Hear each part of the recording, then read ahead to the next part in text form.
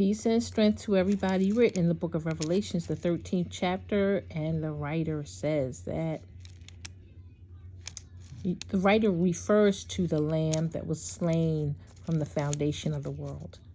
And what we're looking for is the origin of the name of Jesus. There are so many people who believe that Jesus was not real. There are people who are really trying to erase him off the map. There are some people who believe that Jesus is God. People believe Jesus was God when he was on the earth in flesh. People have a lot of different opinions about who Jesus was. Some people take the Gnostics interpretation, and they believe that Jesus was the reincarnation or the revival. He was used to revive an ancient ministry.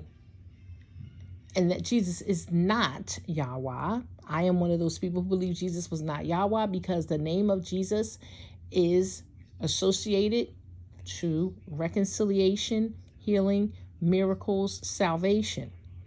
And Yahweh is not associated to that. Every ancient spirit had a symbol. And the symbols in the name of Jesus, if you look up the Greek symbols, you will see that the Y symbol can be help or power. Okay, so that is something you might want to consider. And then something else you want to consider that may sound a little strange. You might want to take a look into the origins of the pharaohs. And I know that we've all been taught that the pharaohs were evil. These people worship the sun, moon. But I think you should explore it for yourself to find out what the origin of the pharaohs is.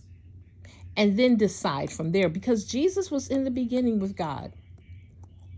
And if Jesus was in the beginning with God, that means that the spirit of Jesus the Christ was around in Genesis 1.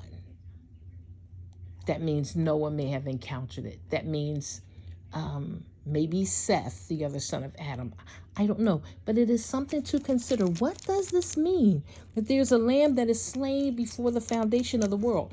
If you look into the teachings of Kamat, some people say Kamat, I say Kamat and the pharaohs, you will see that there's a story in prehistoric Africa about a benevolent shepherd that was murdered and resurrected.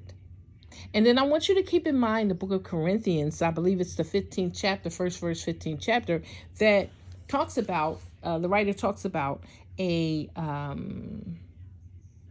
first Adam, the second Adam, the natural man, the spiritual man. That is something to look into. Okay? Thank you for listening. I hope this helps in your studies. If you have anything to add to this, please feel free to do so.